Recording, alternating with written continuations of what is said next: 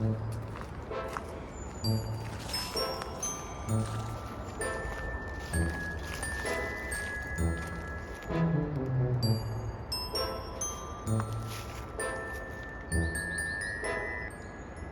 guys, welcome back to an extremely special video, as this is a collab together with Kat from Magical KitCat Gaming, and together we settled on a theme around a gemstone.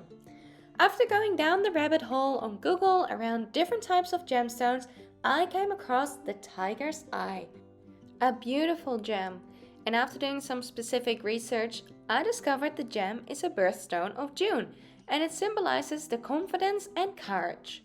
And that's when I knew I had to go down this way, considering I am a Gemini. So for this design, I really wanted to incorporate Gemini, but of course still the gemstone.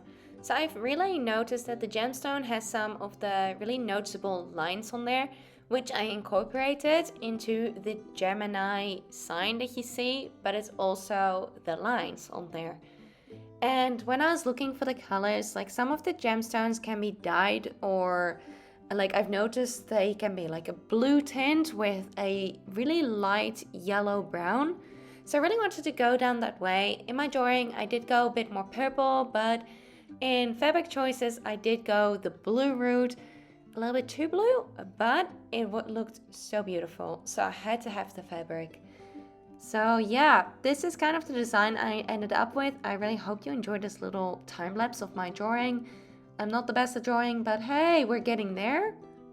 And this is our final design with a lot of embroidery. Alright, let's talk fabrics. So I still had this dark blue knit fabric as well as the white knit fabric in my stash. So I made the design with this in mind that I had these. Over top of that, I'm going to use this blue chiffon, which was just gorgeous and really reminded me of that dyed tiger's eye, so that's why I went with this. Now I couldn't find any white chiffon, so I went with this organza that I still had laying around. Starting this outfit off, I'm starting with making the leggings, and I'm actually doing this by using Danny 2's free pattern for the leggings because it was honestly perfect. And I'm just cutting out one side from the dark blue and one side from the white. The reason I'm doing this is because it's a split design, and when I was doing some researching, I really liked the concept of like the sun and the moon that kept coming up, and like the two faces, the happy face and the sad face, as well as just the whole Gemini, which has the two sides to it. So I really wanted to incorporate that. Once we've got both the pattern pieces in the white and the blue fabric cut out, we're going to continue by sewing this little front curve on the center front. Before closing the back, it's a good time to add the elastic. So here I'm just folding over my seam allowance to actually check how much space I have for my elastic. So I took the thinnest elastic that I had, but I did want it to be like a wide elastic band look. So that's why I went with this one here. So I cut the elastic to the size mentioned on the pattern and pinned that in place at these 3 points. So I did stitch this down towards the side so I could fold the elastic over just like this. And I did put like a little stitch in the center just to keep it all in place as I want it to be. Now I'm gonna close up the back. So I'm making sure the elastic is folded down and I'm lining it all up before pinning down the back curve. So just the back curve, just like we did just the front curve. This is also a good time to do your hem if that's what you want to do. I decided since it doesn't fray, I didn't want to do a hem. So I'm just going to continue by pinning down the sides of the legs and getting those all sewn in there. And that's basically your pair of pants done. Now I did notice that because they're supposed to be stain proof and worn underneath like jeans, they're really low rise. So I did this black elastic that I had also going to be used later in this project to add a nice little waistband. The front pieces also get cut into the left and right in the 2 different colors. And then I've also corner head and cut out from the blue and the white organza and chiffon and laid those on top. So I've just kept them pinned in place and now I'm just sewing the center front seam. And I kind of realized too late that I should have overlocked those edges because the chiffon and the organza both like to fray a lot. So I definitely recommend doing like some sort of finishing on there before this step. But that's okay.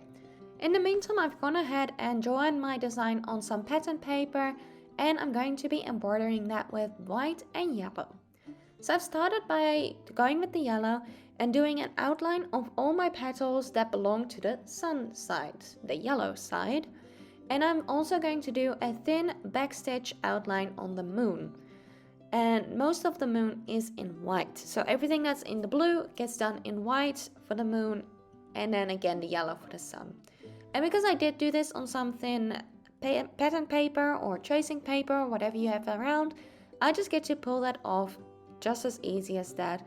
And then I just go back in for the little details. And I've gone ahead, finished that embroidery, and honestly, I love it. It turned out even better than I thought it would. And that for someone who doesn't actually do a lot of embroidery. So I don't know what stitch I used, but yeah. I did go in with just a single thread of black just to give it some more details in the sun there. Let's talk about the back. Before embroidering, I did add some interfacing for stabilizing. I did not iron that on. And as you can see, I did do just a little hand finishing to stop the fraying, which was driving me nuts. Okay, so I'm just gonna grab those same pieces, so the two layers, the knit fabric as well as the organza or chiffon layers, and I'm lining those up to their respective sides. And I've gone ahead, because these were a little bit more difficult, these pieces, I've gone ahead and actually done a basting stitch around the edges of the pieces to keep the two layers together. And I really recommend this. I probably should have done this to start with. So if you're planning to do anything with two layers, especially like organza, it likes to shift a lot, I definitely recommend just hand stitching that in place, just a basting stitch, before taking it to the sewing machine. Okay, enough rambling. I'm just going ahead, taking my time to pin this in place, making sure it is lined up perfectly. Or, you know, as well as I care to have it.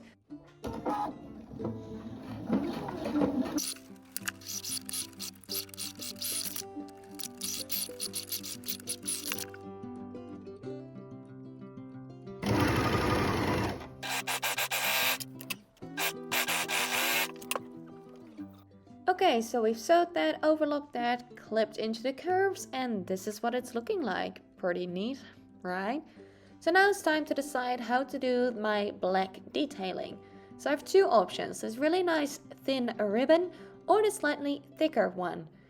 And looking at it, I decided to go with the thicker one because it was nicer. So yeah, I've just lined it up how I want it to look. I did go slightly off the seam there because I did have Gemini in mind when doing this. So yeah, I'm just stitching that carefully down both sides using black thread on each of those pieces. So 4 times. Does it still make sense? And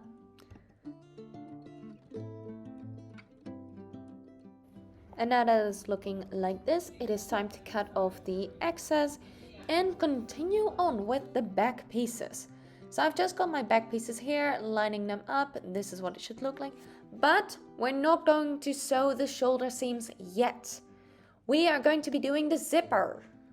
Yeah, you heard right. We're going to be adding a zipper into this one. So I'm doing an invisible zipper, which I'm actually inserting upside down. So it zips up towards the neckline, just to give me a bit more room when getting it on her, especially around like the bust area. Yay, we have a zipper! So if you don't know how to sew an invisible zipper, there are lots of tutorials, so I just kind of skipped over it this time around, but I do have an invisible zipper foot. And like I mentioned, this one zips upwards, just because it's actually really easy to use this way around, so I definitely recommend it. Getting on is much easier. Okay, back to it. Time to sew the shoulder seams, just like that. And I'm pretty happy with how it's looking, although it's slightly bulky because of the zipper. But that's okay, that's okay. We're just gonna continue with the sleeves, haha. But this design actually calls for like a bishop sleeve, so this is how I created my pattern. So I took a regular sleeve pattern, so one from Danny Chu's website, And I've cut those up into 4 equal bits, which I have spaced out evenly to give me as much as flare as I really wanted. And this is the piece that I came up with, which I definitely want to use again because I am in love with this. Okay, sorry. So I've got one in the chiffon and one in the organza, or the other way around. And now it's time for some more detailing. Yippee-yay-yay!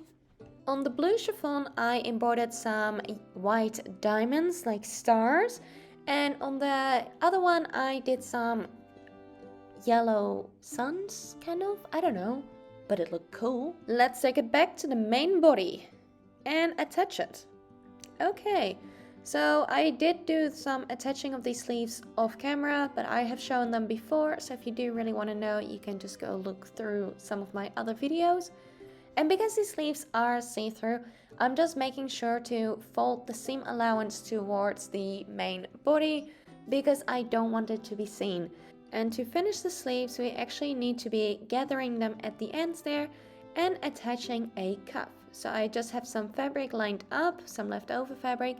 So because I can't actually stretch that piece of knit as far as I need it to, I'm going to be doing a basting stitch on both of those sleeves. And I'm just going to pull that tight. So this is what it's looking like at the moment. It's just a simple straight stitch that is full length, so it can gather up.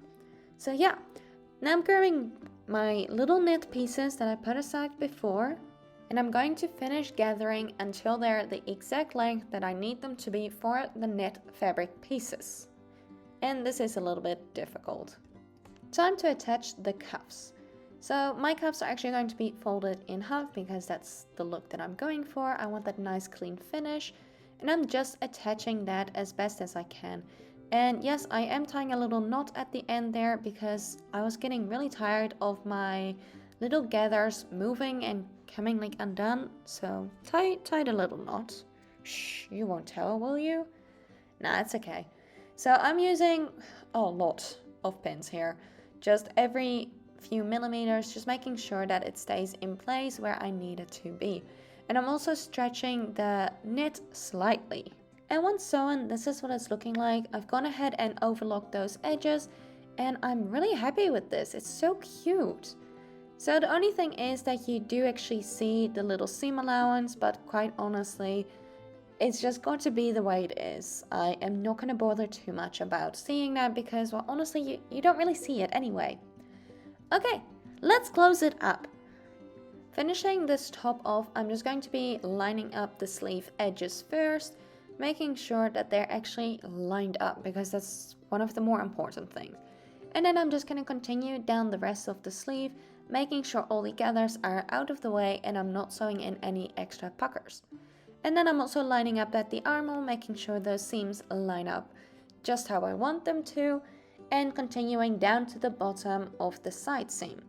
And any big gaps that I'm worried about, get an extra pin because I've got pins, so let's use them.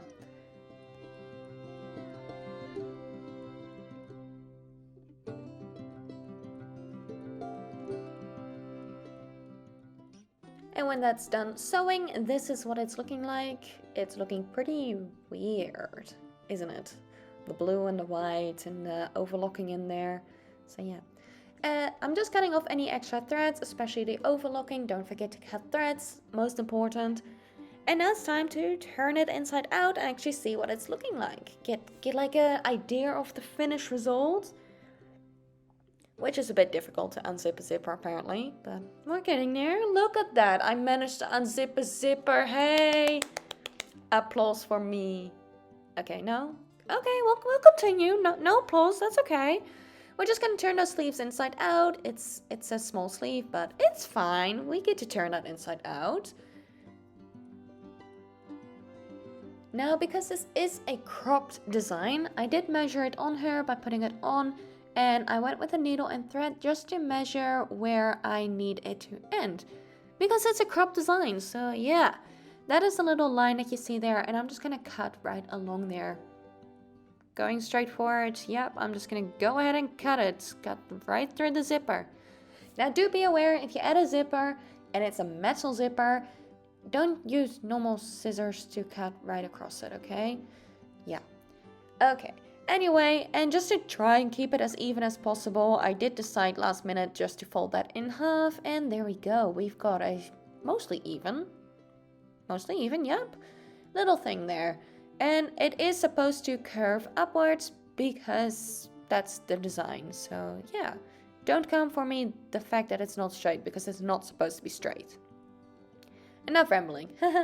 This is what it's looking like. It's time for some finishing touches and finishing detailing. That includes the neckline, which needed some adjusting. And of course, we needed some more of that black elastic that we added to the waistband of the leggings. Or, you know, the pants. Depends what you want to call them.